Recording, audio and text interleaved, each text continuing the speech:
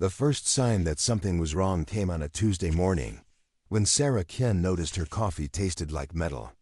She stood at the kitchen window of her small apartment above the hardware store, watching Main Street wake up below. Millbrook, population 3,847, nestled in the Cascade Mountains like a secret someone forgot to share. The kind of place where everybody knew your name, your business, and your grandmother's maiden name. The coffee sat abandoned on the counter, its surface reflecting the early morning light in strange, oily patterns that hadn't been there before. Sarah spat the bitter liquid into the sink and rinsed her mouth 3 times, but the metallic tang clung to her tongue like a memory of blood. She filled a glass with tap water and sniffed it cautiously. Nothing unusual. The liquid was clear, cold, perfectly normal in every visible way. She took a small sip. The same metallic taste flooded her mouth immediately, sharp and wrong, like licking a battery terminal. Her phone buzzed with incoming messages. Marcus, the deputy sheriff, reporting the same phenomenon. Then Elena from the post office, then Jim Hartley who ran the gas station. Within minutes, her screen filled with notifications. Everyone tasted it. Everyone felt it. Something had changed in the water, in the air, in the fundamental substance of Millbrook itself. By noon, half the town had gathered at the community center, a low brick building that smelled of old wood and decades of potluck dinners. Sheriff Bill Hodges stood on the small stage, looking more unsettled than anyone could remember seeing him in 20 years of service. His weathered face carried the kind of concern that spreads through a crowd like wildfire, the unspoken acknowledgement that something had gone deeply, inexplicably wrong. The test results made no sense. 6 different analyses of the town's water supply revealed nothing. No contaminants, no unusual minerals, no chemical signatures that might explain what 3,000 people were simultaneously experiencing. The water was clean by every measurable standard, yet everyone who drank it tasted metal and something else, something that couldn't quite be named, but felt ancient and hostile. Dr. Elizabeth Park, the town's only physician, had already seen 47 patients that morning, all reporting the same symptoms: the metallic taste, a faint ringing in their ears, a sensation of pressure behind their eyes, as if the air itself had thickened. She had no explanation, no diagnosis, no treatment to offer beyond staying hydrated and avoiding panic. But panic was already spreading through Millbrook like frost across a window pane. The meeting dissolved into worried clusters of conversation. People stood in groups, sharing theories that grew more desperate and far-fetched with each passing minute. Government experiments, industrial contamination, a burst pipe somewhere in the mountain watershed. Anything to explain the inexplicable, to wrap reason around something that felt increasingly unreasonable. Sarah found Marcus outside, leaning against his patrol car and staring at the sky with an intensity that made her stomach tighten. The sky was blue. Perfectly, impossibly, uniformly blue. Not a single cloud marred its surface. The sun hung in that flawless expanse like a spotlight, casting shadows that seemed too sharp, too defined, as if reality itself had increased its resolution.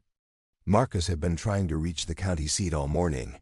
His radio produced nothing but static. His cell phone showed no signal. The internet connection that usually kept Millbrook tethered to the wider world had vanished completely, leaving the town floating in a bubble of isolation. Only the old landlines still worked, those copper wires that had connected houses and businesses for generations, suddenly the only remaining link to something resembling normalcy. He had tried to drive out of town that morning, taking the main highway toward Cascade Falls. 20 miles out, his patrol car had simply stopped. Not died, not run into an obstacle, but stopped as if it had encountered an invisible wall. The engine continued running, the wheels still turned. But the car would not move forward. Marcus had put it in reverse and backed away, feeling the resistance fade gradually until he could turn around and drive back toward town. He tried the north road with the same result, then the east logging trail.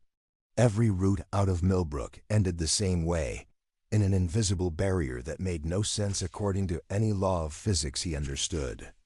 Sheriff Hodges had confirmed the phenomenon from his own attempts. Millbrook was sealed, cut off from the outside world by something that couldn't be seen or measured, but was absolutely, undeniably present. The town had become a terrarium, a snow globe, a contained experiment with no way out. By evening, the impossible situation had settled into an uneasy acceptance.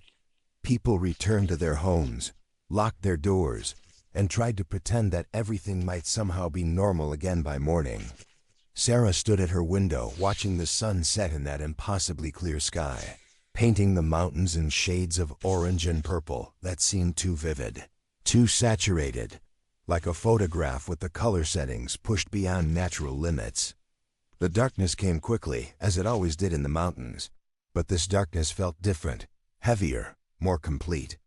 The streetlights flickered on along Main Street, casting pools of yellow light that seemed unable to push back the shadows between them.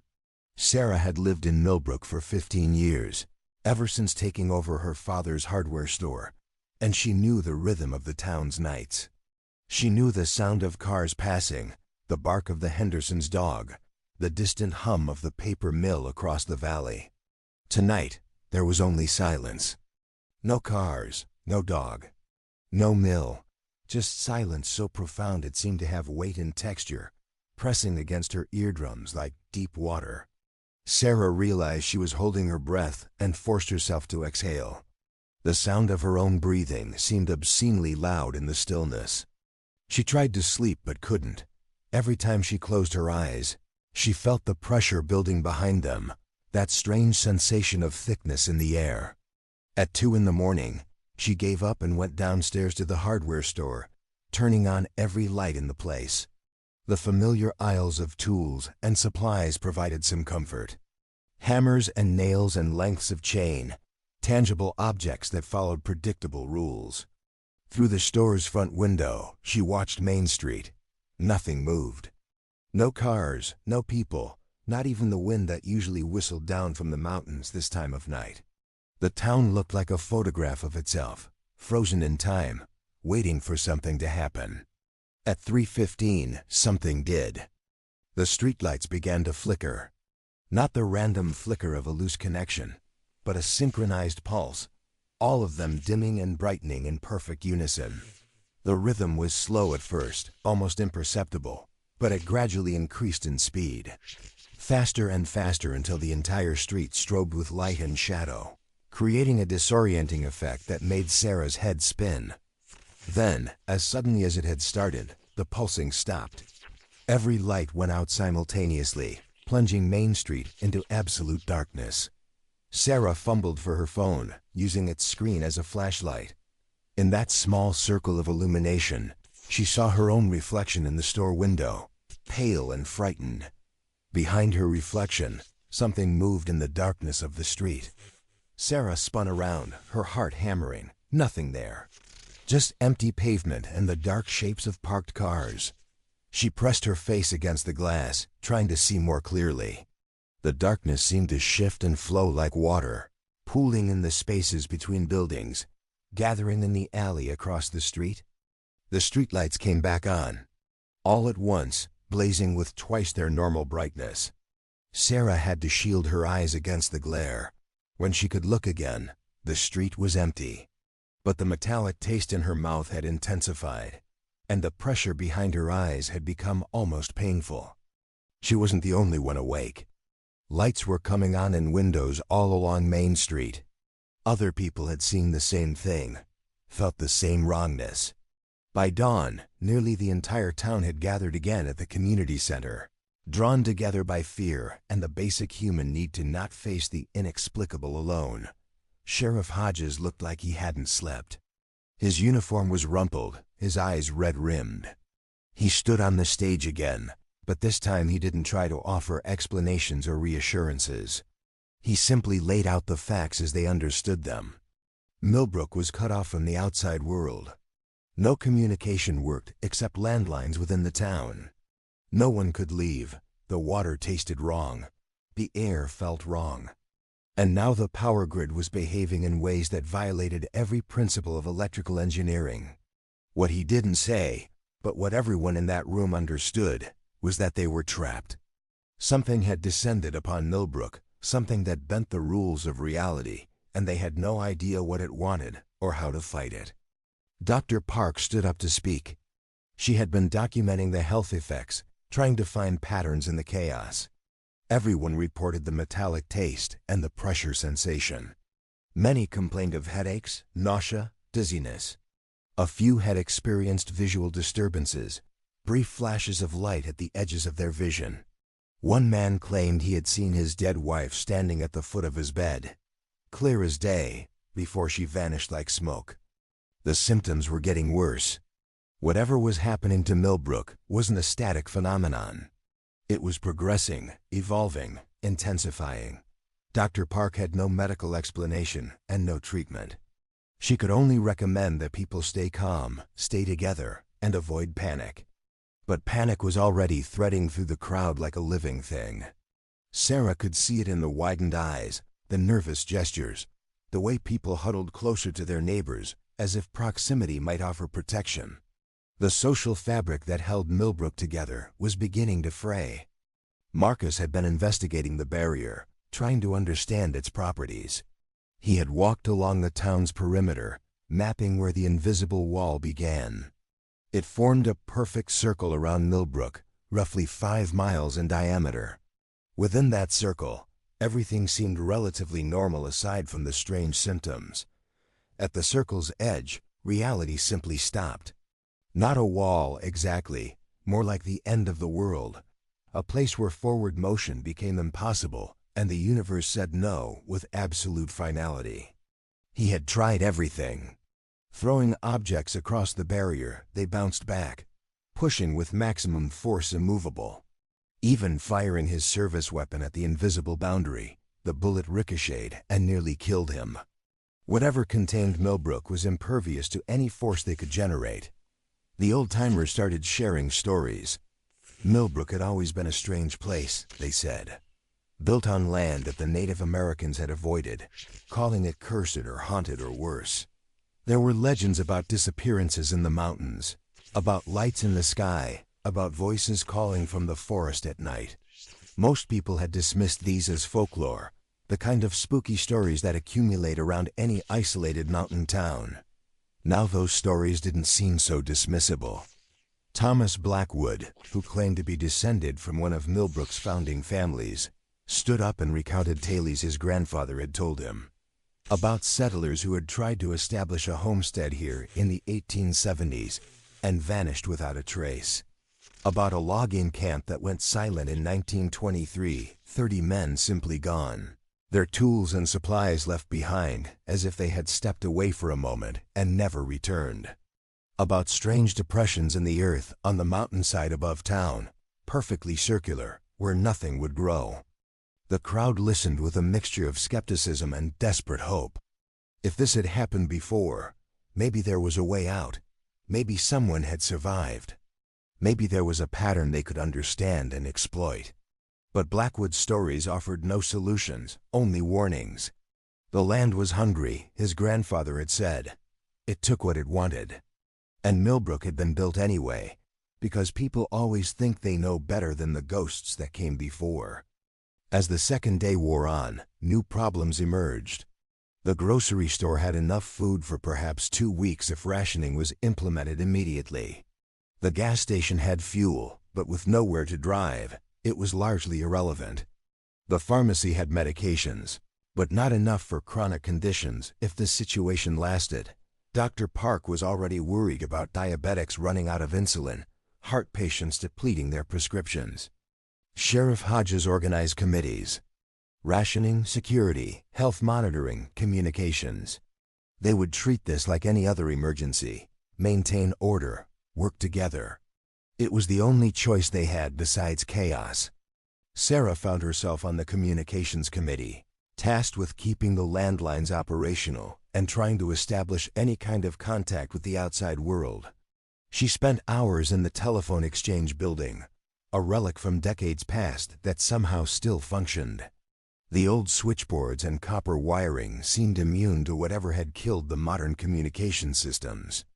She could make calls within Millbrook, connecting one house to another through the manual switches.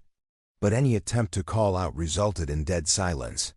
Not a busy signal, not static, just an absolute absence of sound that felt like screaming into a void. On the third night, things escalated. It started with the Morrison family.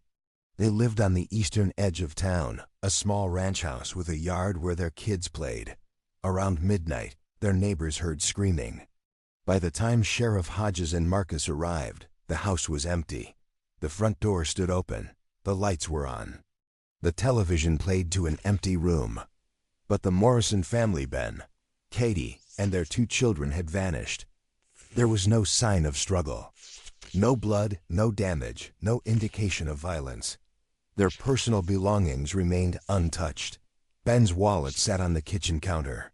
Katie's phone lay on the couch, still unlocked. The children's toys were scattered across the living room floor. A game abandoned mid-play.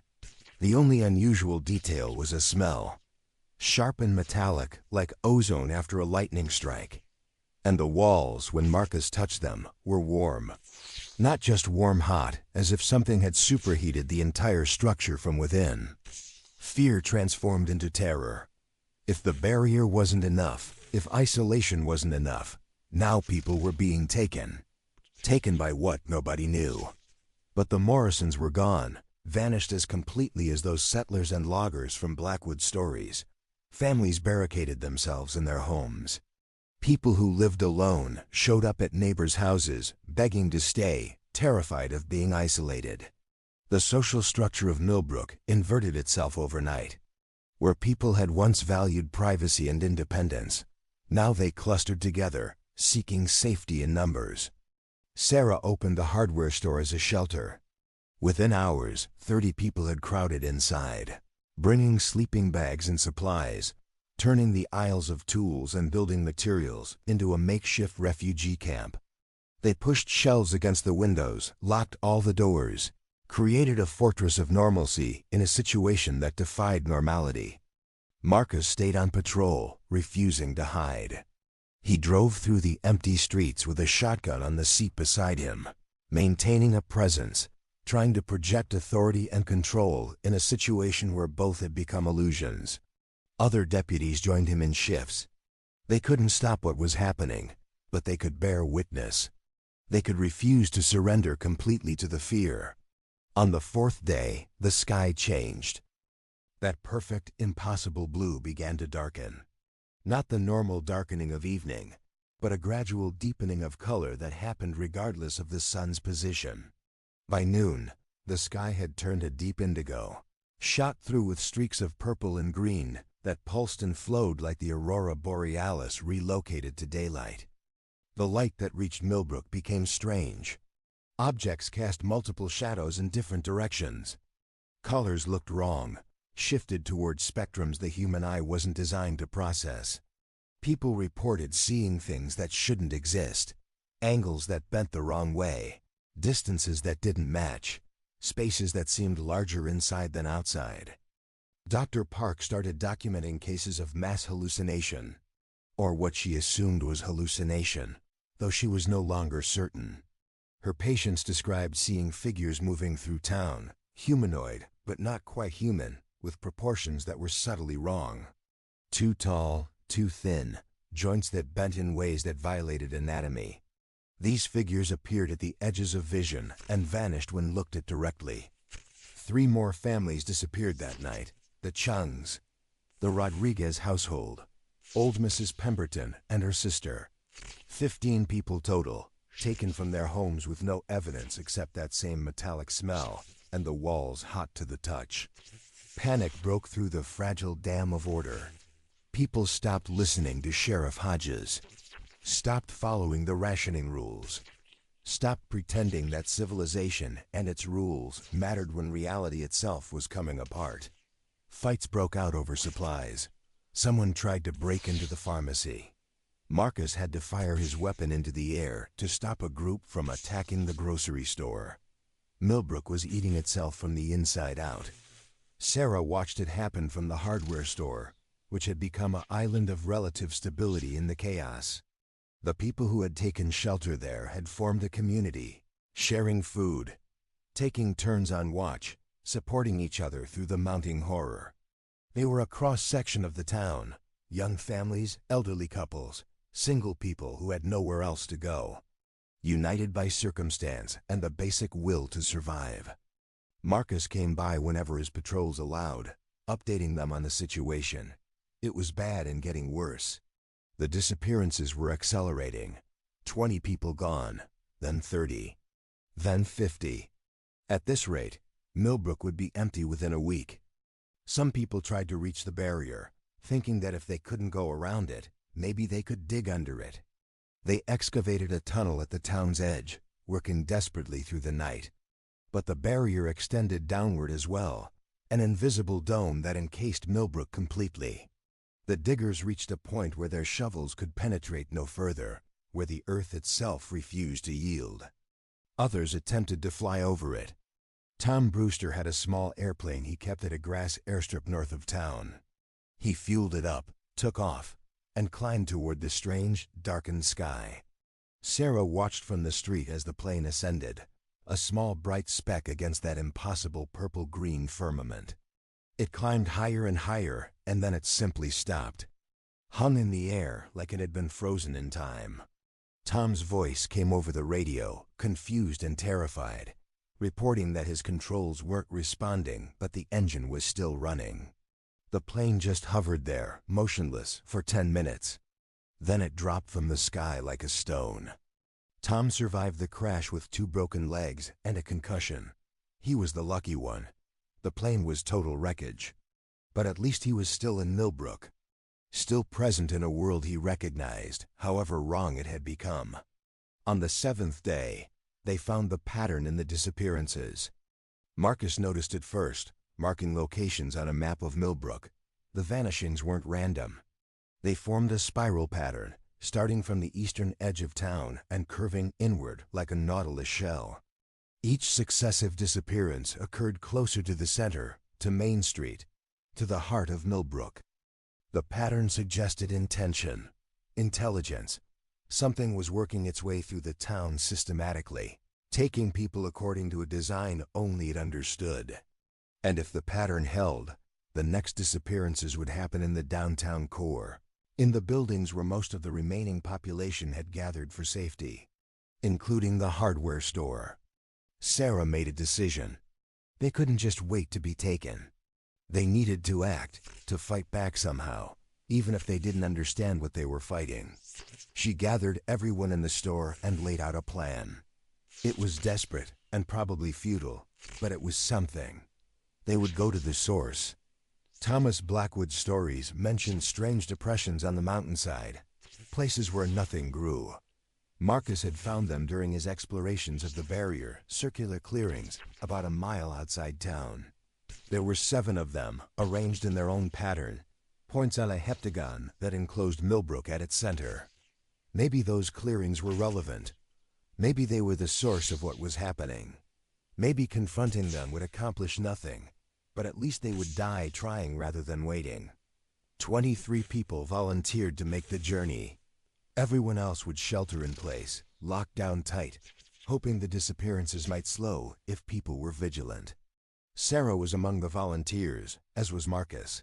Sheriff Hodges insisted on coming despite his age. Dr. Park, Tom Brewster on his crutches, young Jamie Reeves who had been on the high school track team, Old Man Patterson who had fought in Vietnam. A cross-section of Millbrook, scared but determined, choosing action over paralysis. They left at dawn on the 8th day, the sky above them now a roiling mass of colors that hurt to look at directly. The strange light painted the landscape in surreal hues, making the familiar mountains look alien and hostile.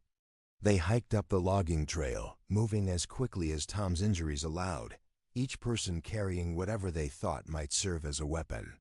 Rifles, axes, hunting knives. Probably useless, but the weight of them provided psychological comfort. The first clearing was exactly as Blackwood had described. Perfectly circular, maybe 30 feet in diameter, The earth scorched and bare. Nothing grew there, not even weeds. The soil itself looked dead, compressed to a glassy hardness that rang like metal when struck. And in the center of the clearing stood something none of them had expected. A structure. It hadn't been there in Marcus's earlier explorations. He was certain of that. But now it rose from the barren earth like it had always existed, a thing that hurt the eyes to perceive. Not because it was large, it stood only about 6 feet tall, but because its geometry was wrong. It had too many angles, surfaces that seemed to recede and approach simultaneously, edges that couldn't exist in three-dimensional space. Looking at it made Sarah's head ache, made her stomach churn.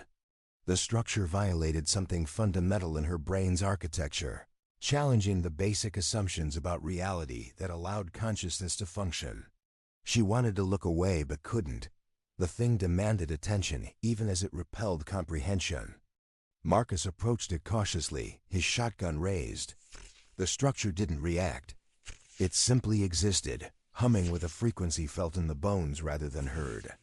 He reached out with one hand, fingers trembling, and touched the surface. The world exploded into light. Part 2. The unraveling Marcus jerked his hand back, but the damage was done. Where his fingers had made contact with the structure, reality rippled outward in concentric waves. The air shimmered and warped, colors bled into each other. For a moment, Sarah saw through the fabric of the world to something beneath, something vast and incomprehensible that existed in dimensions her mind couldn't process. Then the moment passed. Marcus staggered backward, his face white as paper. Blood ran from his nose in twin streams. His eyes had a glassy, shocked quality, like he had seen something that had broken a piece of him. The structure pulsed once, a rhythmic throb of light that synchronized with Sarah's heartbeat. Then it went dormant again, returning to its passive state of impossible geometry. Tom Brewster broke the silence with a shaking voice, asking if Marcus was okay. The deputy didn't respond. He stood frozen, staring at the structure with an expression of profound horror. When he finally spoke, his words came out slurred and wrong, as if his tongue had forgotten how to shape human speech. He said the structure was a marker, an anchor point, one of 7 that held Millbrook in place while something else worked. He said he had seen it, the thing that was taking people, and it wasn't from here, not from Earth, not from this reality. It came from somewhere else, someplace where the laws governing existence were fundamentally different. Then Marcus said something that made no sense in English or any human language, a string of syllables that felt like ice water down Sarah's spine. He collapsed immediately after, unconscious or possibly dead, his body hitting the scorched earth with a heavy thud. Dr. Park rushed to check his vitals. Pulse was erratic but present, breathing shallow. His temperature had spiked to dangerous levels, over 104 degrees. She looked up at the others with desperate eyes and announced they needed to get him back to town immediately. But Sheriff Hodges was staring at the structure, at the 6 other clearings they could see from this vantage point, each containing its own impossible architecture. He understood what Marcus had tried to communicate. 7 markers. 7 anchor points. If they could destroy them, maybe they could break whatever cage had trapped Millbrook. Sarah felt torn. Marcus needed medical attention he probably wouldn't survive without. But if they left now, if they retreated, they might never get another chance. The disappearances were accelerating. Time was running out. Within days, maybe hours, everyone in Millbrook might be gone. The group split. Dr. Park and 4 others carried Marcus back down the mountain, racing against his failing body. Sheriff Hodges led the remaining volunteers to the next clearing, then the next, documenting what they found. Each site contained a structure identical to the first, each one radiating that same reality warping effect. And around each structure, the ground was marked with symbols. Not carved or painted, the symbols existed as distortions in space itself, areas where light bent wrong and shadows fell in directions that violated geometry. Sarah tried to photograph them with her phone, but the images came out blank or corrupted, the digital sensor unable to process what it was capturing. Jamie Reeves suggested shooting the structures. It seemed as good an idea as any. Sheriff Hodges nodded, and 3 of them opened fire simultaneously. Rifle bullets, shotgun slugs, the entire arsenal they had carried up the mountain. The projectiles struck the nearest structure and simply vanished. Not ricocheted, not bounced away absorbed or translated into something else. Some state of existence where matter and energy followed different rules. The structure pulsed again in response, brighter this time, and from somewhere in the forest below, something answered. A sound that wasn't quite sound, more like pressure against the eardrums, a sensation of volume without audible frequency. It came from multiple directions at once, suggesting multiple sources, multiple entities responding to the provocation. Old Man Patterson, the Vietnam vet, grabbed Hodges's arm and said they needed to run, right now. His combat instincts, honed in jungles 50 years ago, were screaming danger with an intensity he had never felt even in firefights. They were being hunted. The group scrambled down the mountainside, abandoning caution for speed. Behind them, the forest came alive with movement. Trees swayed though there was no wind. Shadows shifted and stretched in ways shadows shouldn't, and figures moved between the trunks, keeping pace with the fleeing humans, not quite visible but definitely present. Sarah glanced back once and immediately regretted it. What she saw wasn't something her brain could fully process. Shapes that existed partially out of phase with normal space. Bodies that seemed to flicker between multiple states of existence. The figures were studying them, she realized. Observing them with the clinical interest of a scientist watching lab rats. They reached town with all 7 volunteers still intact, though. Tom had fallen twice and aggravated his broken legs to the point where he screamed with every step. Dr. Park met them at the hardware store with the worst possible news. Marcus was gone, not dead gone. She had been examining him in the back room when reality had simply erased him. One moment present, the next absent. No transition between states. The same metallic smell. The same hot walls. The pattern had broken. Disappearances were no longer following the spiral. They were random now, or appeared random, striking anywhere at any time. 5 more people had vanished while the group was on the mountain. 3 from locked rooms. 2 from crowds where dozens of witnesses swore they never looked away. The thing taking them wasn't bothering with stealth anymore. It was accelerating, harvesting Millbrook's population with increasing speed. Sheriff Hodges called another town meeting, though barely 200 people showed up. Everyone else was either gone or too terrified to leave their hiding places. The sheriff looked 20 years older than he had a week ago, aged by stress and horror into a shell of his former authority. But he still had his voice, and he used it to deliver the hardest truth Millbrook had ever faced. They were losing. Whatever had trapped them was winning. The structures on the mountain couldn't be destroyed by any means available. The barrier couldn't be breached. People were being taken faster than they could count. Within 48 hours, Hodges estimated, Millbrook would be empty. They would all be gone, transported or transformed, or simply erased from existence. Someone in the crowd Sarah didn't see who asked if they should just give up then. Lie down and wait for it to take them. At least that would be easier than the constant fear. Hodges's response was immediate and fierce. No, they would not surrender. They would not make it easy. If they were going to die or disappear, they would do it fighting, resisting, refusing to accept the incomprehensible thing that had descended on their town. Maybe it wouldn't matter. Maybe it would change nothing. But they would not go gentle into whatever darkness waited. His words rallied the crowd, at least temporarily. People began organizing, forming groups, creating plans. If they couldn't destroy the structures, maybe they could disrupt them. If they couldn't escape the barrier, maybe they could make noise, attract attention, force the outside world to investigate. They would light fires visible from orbit. They would paint messages on rooftops. They would do everything possible to signal that something was wrong in Millbrook. Sarah found herself part of a team tasked with creating the largest signal fire they could manage. They gathered wood, gasoline, anything flammable, and built a massive pyre in the high school football field.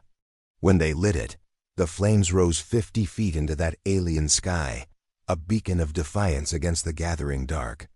From her vantage point beside the fire, Sarah could see the entire town spread out below. Millbrook had never looked so fragile, so temporary. The buildings seemed like stage props, the streets like painted lines, the whole settlement a brief intrusion on a landscape that predated humanity and would continue long after. They had built their town here thinking they controlled this land. Now the land was reclaiming what had always been its. The fire burned through the night. Others were lit on the mountainsides, in parking lots, anywhere there was open space. Millbrook blazed with light, screaming its existence to anyone who might be watching. But the darkened sky absorbed the light like it absorbed everything else, and no response came. On the 9th day, the sun didn't rise. The sky remained locked in that twilight state of roiling colors, neither day nor night but something in between. Time itself seemed to be breaking down. Watches ran fast or slow, or stopped entirely. People lost track of hours, found themselves disoriented, unable to determine if minutes or days had passed. The fundamental rhythm by which humans organized their existence was falling apart. More disappearances. The population dropped below 150, then 100. People stopped counting, stopped caring about the numbers. They gathered in the remaining strongholds, the hardware store, the school, the church, and waited for whatever came next. Sarah was beyond exhausted. She hadn't slept properly in days. The metallic taste in her mouth had become overwhelming, like drinking liquid mercury. The pressure behind her eyes felt like her skull might crack open. And she had started seeing things, impossible things. Glimpses of other times, other versions of Millbrook overlaid on the present. She saw the town as it had been 100 years ago, dirt streets and wooden buildings. Saw it as it might become, ruins overgrown with vegetation that wasn't quite right, plants that moved with disturbing intentionality. Saw it as it existed in dimensions adjacent to reality, structures built from angles that couldn't exist. Dr. Park said the temporal and spatial distortions were getting worse. The barrier containing Millbrook was compressing, reality inside it becoming increasingly unstable. Soon the town would exist in a state of complete flux, a pocket universe disconnected from the normal flow of causality.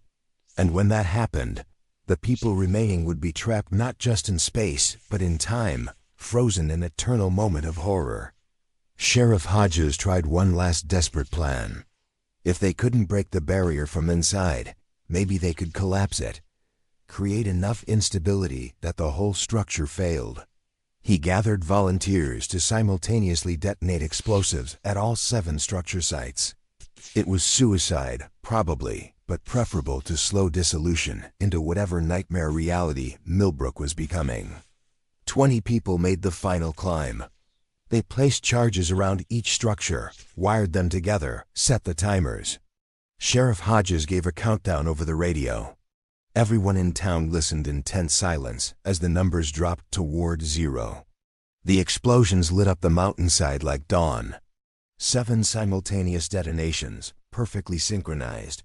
Thousands of pounds of force directed at the anchor points holding Millbrook in place. For a moment, Sarah felt the barrier shudder.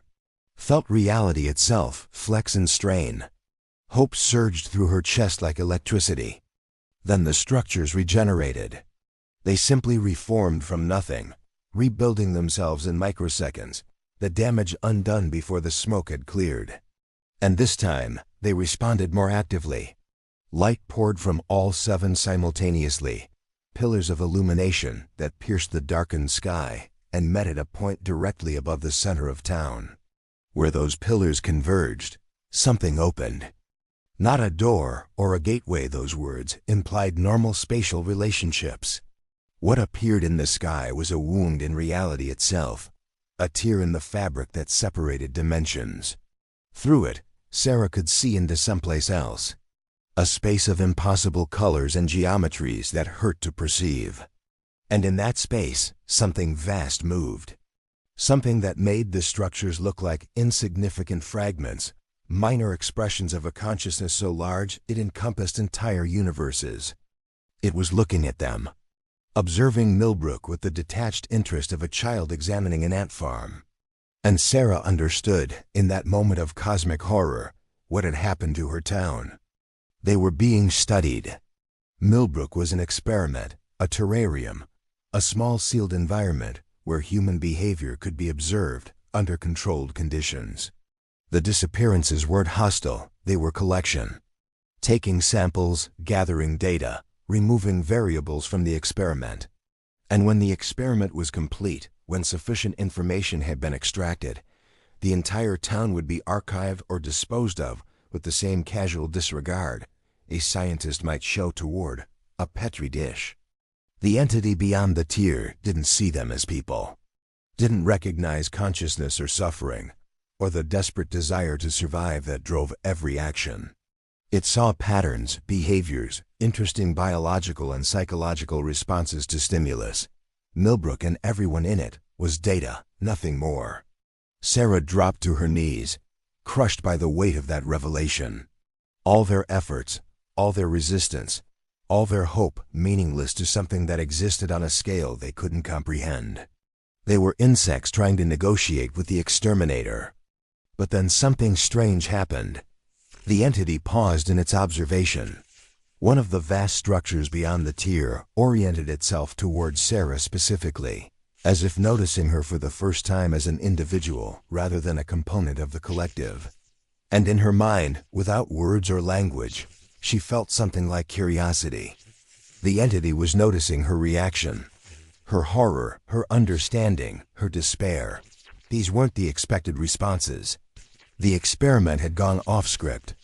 By comprehending their situation, by recognizing their role as subjects, the humans of Millbrook had introduced a new variable. They had become interesting in an unexpected way. Sarah stood up slowly, met the entity's perception with her own awareness. And in that moment of connection, she pushed back, not with force or violence, but with consciousness itself. She projected everything she felt, fear and rage and sorrow and defiance, directly at that vast alien intellect. She showed it what it meant to be human, to be small and temporary and terrified, but still refusing to surrender. She made it see them not as data but as beings. The entity recoiled. Not physically, it didn't exist in a way that allowed physical movement, but psychically. It withdrew its attention as if stung. The tear in the sky flickered and contracted. For a moment, Sarah thought it might close entirely. Then it stabilized and began to widen. Others in town had seen what Sarah did, had felt that moment of connection, and they joined her. 200 human minds, however many remained, all pushing back simultaneously, all refusing to be mere subjects, all asserting their consciousness, their personhood, their fundamental right to exist as more than experimental variables. The entity seemed confused. Its vast intellect, shaped by dimensions where consciousness operated under different rules, couldn't quite process what was happening. It had expected fear, desperation, collapse. Instead, it encountered resistance of a type it hadn't anticipated. The barriers around Millbrook began to waver. Not breaking, but becoming permeable. The reality warping effects intensified to the point where the physical world started to lose cohesion. Buildings phased in and out of existence. The ground beneath Sarah's feet felt sometimes solid, sometimes insubstantial. Time skipped and stuttered, moments replaying or vanishing entirely. Through the chaos, Sarah saw others reaching the same conclusion she had. Janie Reeves, young and terrified but determined. Tom Brewster, ignoring his broken legs to stand tall. Dr. Park, scientifically observing even in the face of cosmic horror. Sheriff Hodges, maintaining authority through sheer force of will. They were all pushing back, all refusing, all saying no with every fiber of their being. The entity made a decision. The tier in the sky contracted rapidly. The structures on the mountainside began to dim. And the barrier around Millbrook dissolved not gradually, but instantaneously, as if it had never existed.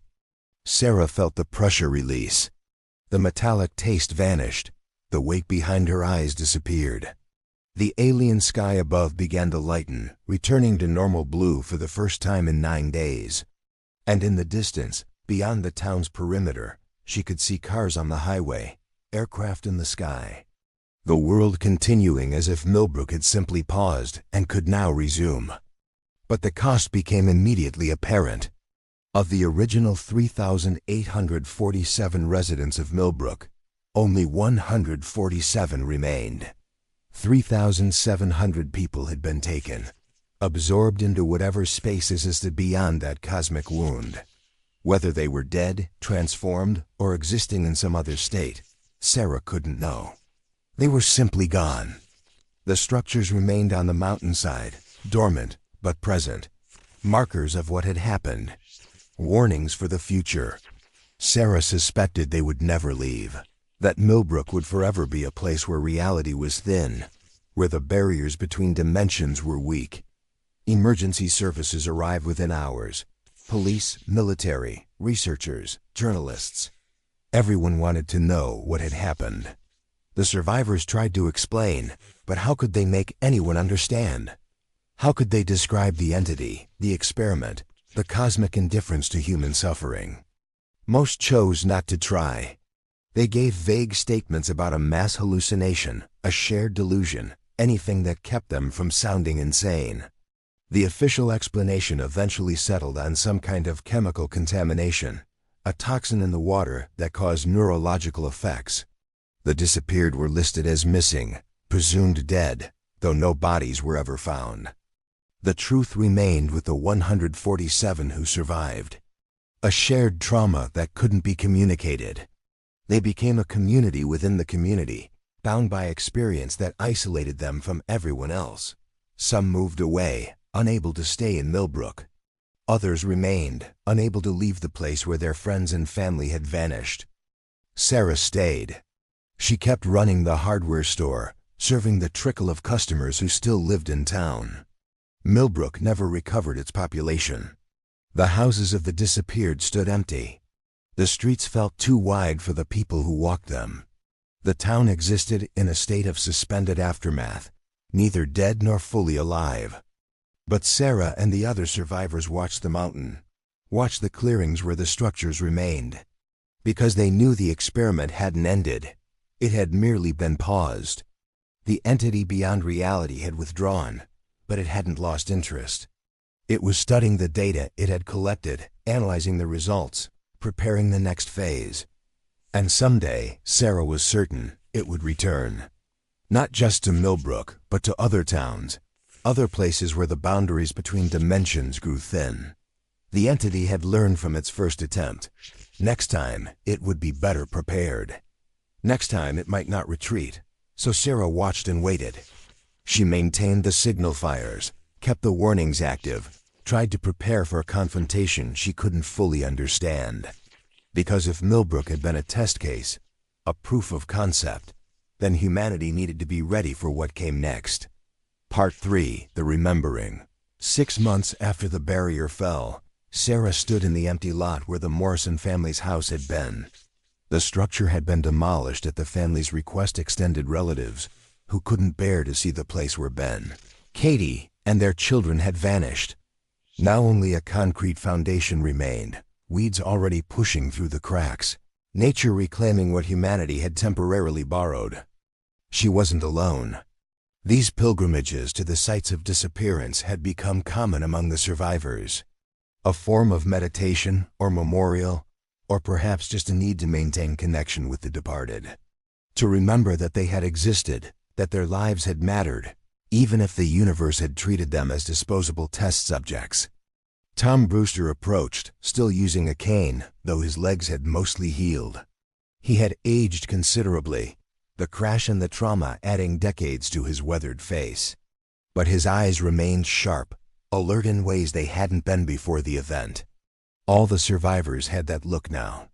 The weight of having seen beyond the veil of ordinary reality. He didn't speak immediately, just stood beside Sarah, looking at the empty foundation. Finally, he said the nightmares were getting worse, more vivid, more specific. He dreamed of the entity regularly now, saw its impossible form moving through spaces his dreaming mind could somehow navigate. And in those dreams he sensed something approaching. A convergence of timelines, a moment when the entity would return to finish what it had started. Sarah admitted she had the same dreams. So did Jamie Reeves and Dr. Park and Sheriff Hodges and dozens of others. The survivors were connected now in ways that went beyond shared experience. Whatever had happened during those 9 days had changed them fundamentally, had opened perceptions they couldn't close again. They were sensing something real, Sarah was certain. Not just trauma or PTSD, but an actual connection to the entity and its intentions. They had touched its consciousness and then touched in return, creating a permanent link. They were marked, tagged, identified as subjects who had displayed interesting properties worthy of continued study. The military presence in Millbrook had decreased significantly, but researchers remained. Government scientists studying the structures, trying to understand their composition and purpose. They had cordoned off the clearings, established monitoring stations, deployed every kind of sensor and detector available. But the structures revealed nothing. They simply existed, impervious to all investigation, waiting with infinite patience for whatever came next. Sarah had tried to explain the danger to the researchers, had described the entity, the experiment, the casual disregard for human life, but they couldn't comprehend. They approached the structures as scientific curiosities, puzzles to be solved, potential weapons to be exploited. They thought in terms of human frameworks, human scales. They couldn't grasp that they were poking at something that existed so far beyond humanity that the gap was fundamentally unbridgeable. Dr. Park had taken a different approach. She had begun documenting the neurological changes in the survivors, the ways their brains had been altered by exposure to the entity's consciousness, structural changes in the prefrontal cortex, unusual activity in regions associated with temporal perception, enhanced connectivity between hemispheres. The survivors weren't just traumatized, they had been physically modified, rewired to process information in new ways. Park theorized that this was intentional. The entity had marked them as particularly interesting subjects, installed monitoring capabilities, created living sensors that could provide ongoing data. The survivors weren't free. They were remote terminals, biological instruments, reporting back to an intelligence that existed across dimensions. This revelation had sparked debate among the survivors. Some wanted to find ways to remove the modifications, to break the connection and reclaim their autonomy. Others argued that the changes gave them an advantage, a way to perceive the entity's approach and potentially prepare a defense. They were divided between those who wanted to hide and those who wanted to fight. Sarah found herself in the latter camp. Hiding seemed futile. If the entity wanted them, it would take them regardless of precautions. Better to use the connection, to gather intelligence about their opponent, to find some weakness that might be exploited. It was a long shot, probably hopeless, but it was action rather than paralysis. She had started gathering the survivors regularly, creating a network of watchers. They shared their dreams, their visions, their strange perceptions of reality, pooled their consciousness the way they had during those final moments when they pushed back against the entity. Together, they were stronger. Together, they might see patterns that individuals would miss. The patterns were emerging. All the survivors reported sensing a temporal anomaly, a point in the near future where probability curves converged. Something was going to happen. Something significant. The entity was planning its return, and that return was imminent. Sheriff Hodges had taken these warnings to state and federal authorities, had begged them to evacuate Millbrook, to establish defensive perimeters, to take the threat seriously. The response had been bureaucratic skepticism and vague assurances that the situation was being monitored. Nobody wanted to admit that they were helpless against something that violated the basic laws of physics. So Millbrook waited. The remaining population, swelled slightly by researchers and military personnel, but still far below its original numbers, existed in a state of anxious anticipation. Everyone felt it coming.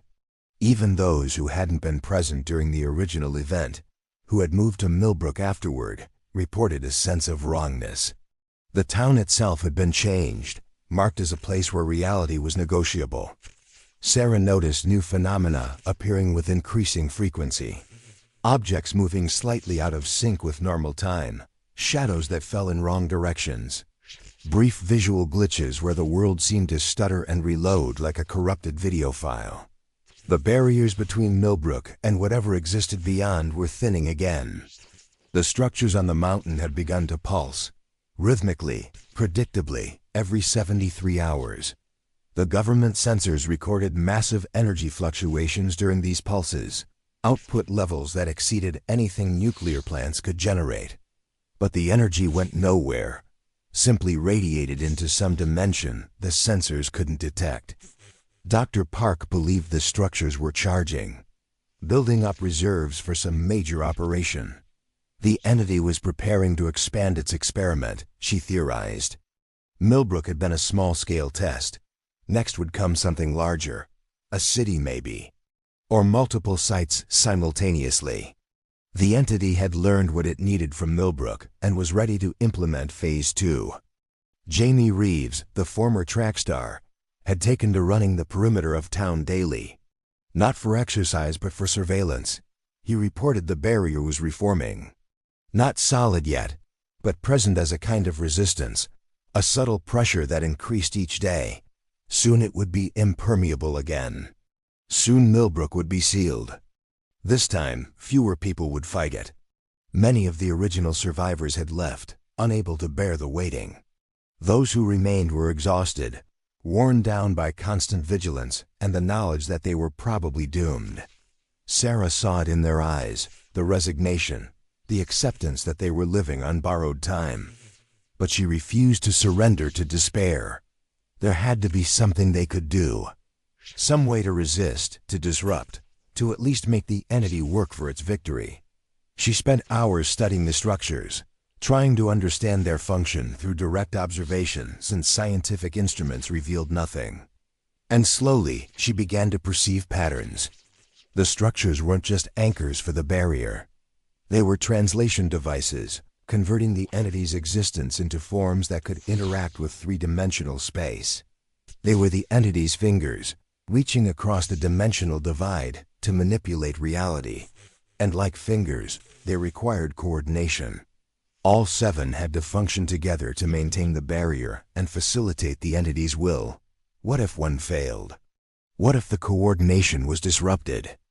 Sarah shared this insight with the survivors.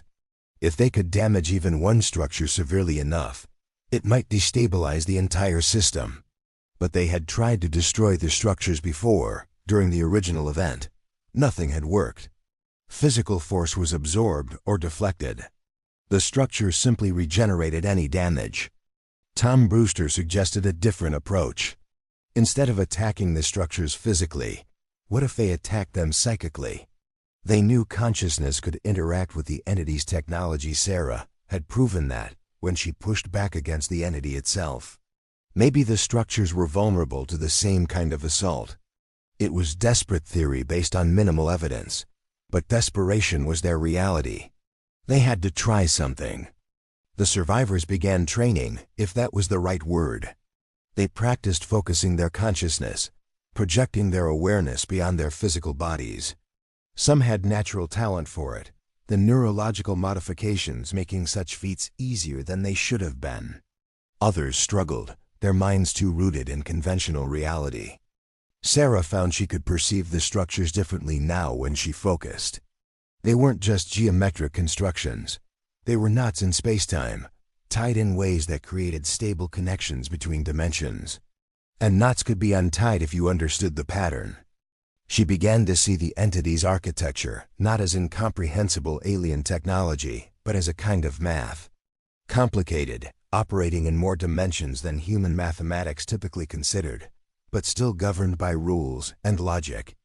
The structures maintained specific relationships to each other, forming a web of connections that had to remain balanced. Disrupt the balance and the entire system might collapse.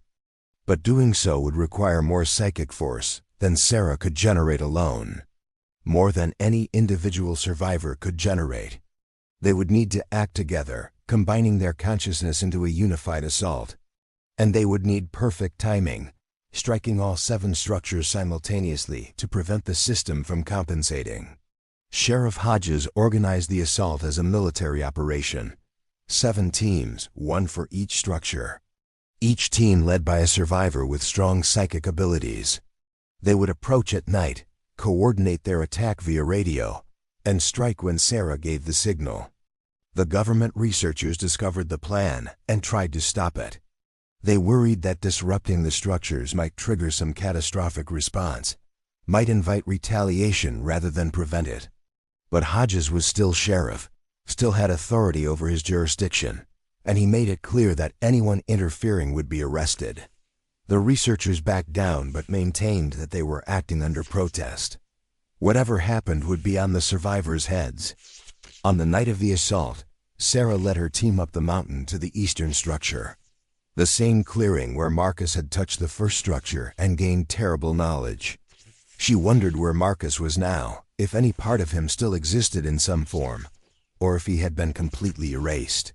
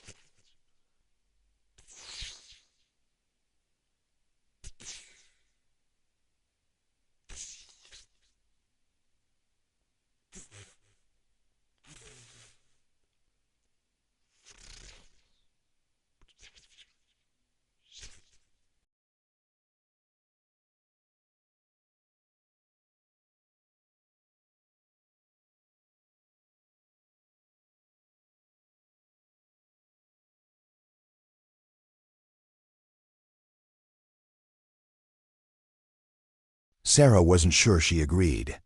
The cost of that opportunity seemed too high. But she appreciated Tom's optimism, his refusal to see their trauma as purely negative. He had found meaning in the horror, and meaning was rare currency in the aftermath of Millbrook. The Watchers continued their work. They identified 17 other locations worldwide where the entity had experimented. They established contact with survivors, shared knowledge, built a global network of people marked by contact with something beyond human comprehension. They were a community of the damned and the enlightened, those who had seen too much to ever return to ordinary life. Sarah stood at her window above the hardware store, looking out at Main Street. A decade had passed since the original event. Most of the survivors had moved on, pursuing lives elsewhere, trying to forget. Only a core group remained in Millbrook, maintaining the watch, waiting for the entity's return. She wondered if they would recognize it when it came. If the entity would announce itself, or work more subtly. If humanity would have any chance to resist, or if the outcome was inevitable. Her phone buzzed. A message from Jamie Reeves, still isolated in his mountain cabin. He had sensed something. A disturbance in the dimensional fabric, subtle but present. Not in Millbrook this time, somewhere in Asia, he thought. China or Mongolia. The entity was probing again, testing human resistance in a new location. Sarah forwarded the message to other Watchers, initiated protocols they had established for exactly this scenario. They would gather information, try to warn the local population, offer what assistance they could. It wouldn't be enough, it was never enough. But they had to try. Because the alternative was accepting that humanity was helpless against forces beyond their comprehension. And Sarah had pushed back against such forces once. She had touched the mind of an entity that spanned universes and made it flinch. That memory sustained her through the fear and uncertainty. The entity was vast, but it wasn't invincible. It could be surprised, disrupted, even hurt in its own incomprehensible way. And every time it approached humanity, it risked teaching them more about its nature. Risked creating more Watchers, more people whose consciousness had been expanded enough to perceive and resist. The experiment the entity was conducting wasn't one-sided. Humanity was studying it right back. Sarah turned away from the window and descended into the hardware store. There was work to do. Warnings to send, people to contact, preparations to make. The entity would return to Millbrook eventually. She was certain of that. This was where it had first encountered real resistance, where its experiment had gone wrong. It would want to understand what happened, to complete its study of the town and its stubborn inhabitants. When that day came, Sarah and the Watchers would be ready. They couldn't win, not against something that existed on such a scale, but they could resist. Could make the entity work for every data point it extracted. Could refuse to be passive subjects in an experiment they never consented to. The last light of Millbrook, she thought. That's what they were. The final remnant of a community that had been consumed by cosmic indifference. But that light still burned, however faint. And in the darkness of dimensional space, even the smallest light could be seen from incredible distances. The entity would see them, would recognize that humanity, for all its limitations and temporary existence, possessed something the entity lacked. The capacity to resist meaninglessness, to assert value in a universe that assigned none. The stubborn insistence that consciousness mattered, that experience had worth, that the small and temporary beings of Earth deserved to exist on their own terms. Sarah smiled grimly. Let the entity study that. Let it try to understand defiance from beings it considered insignificant. The experiment would continue, but the results might surprise the researcher. She had work to do. They all did.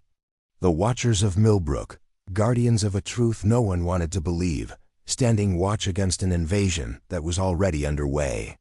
Not an invasion of armies or technology, but of consciousness itself, of the fundamental framework that defined reality. And they would stand that watch for as long as necessary. For as long as they drew breath. For as long as even one person remembered what had happened in Millbrook and refused to let it happen again. The hardware store opened for another day. Customers came and went, buying nails and paint and the ordinary tools of ordinary life. None of them knew that the woman behind the counter carried the weight of dimensional horror, that she dreamed in geometries that shouldn't exist, that she maintained vigil against threats from beyond reality. But Sarah knew, and the other watchers knew. And somewhere in the vast spaces between dimensions, the entity knew they were watching. The experiment continued. But the subjects had learned to observe their observer. And in that strange symmetry, in that mutual awareness across an unbridgeable gulf of existence, something like understanding began to emerge. It wasn't friendship, wasn't cooperation, but it was contact. Real contact between two forms of consciousness so different that they barely qualified as existing in the same universe. And contact was the first step toward something else. Toward communication, maybe. Toward coexistence, possibly. Toward a future where humanity and entities like the one that had invaded Millbrook could occupy the same reality without one consuming the other. That future was distant, uncertain, perhaps impossible. But Sarah had seen impossible things, had lived through an impossibility that had consumed her town. If impossible things could destroy, maybe they could also create. She served customers, maintained inventory, kept the hardware store running. But in the quiet moments, she reached out with her enhanced perception, touched the dimensional barriers that surrounded reality, felt for disturbances that might herald the entity's return. And she waited, patient as the mountains, vigilant as the stars, ready for whatever came next. Because Millbrook had taught her something the entity hadn't intended. That consciousness, however small and temporary, could matter in the vast incomprehensible universe. That resistance was possible even against forces that seemed unstoppable. That the light of awareness once kindled could never be completely extinguished. The last light of Millbrook burned on, and would continue burning, a beacon in the darkness, a warning and a promise, a testament to human stubbornness in the face of cosmic indifference. The entity would return. But when it did, it would find humanity changed by the encounter, made stronger by trauma, made wiser by horror, made ready by the lessons learned in a small mountain town that refused to surrender. Sarah Chen stood at her post, guardian of impossible knowledge, watcher against dimensional incursion, the last defender of a town that had been tested and had, against all odds, survived. The hardware store stayed open. The watchers maintained their vigil. And somewhere beyond the barriers of ordinary reality, the entity pondered the strange defiance of beings it had once considered insignificant. The experiment continued, but the variables had changed. And in that change, in that evolution born from contact with the incomprehensible, humanity took its first uncertain steps toward a future that would be strange, terrifying, and potentially transcendent. Millbrook waited. The watchers waited. Sarah waited. And the universe, vast and strange and full of impossible things, continued its eternal dance of creation and destruction, consciousness and void, meaning and chaos. In that dance, one small town and its stubborn inhabitants had carved out a moment of defiance. A moment that echoed across dimensions. A moment that might, somehow, matter. The last light of Millbrook shone into the darkness and refused to go out.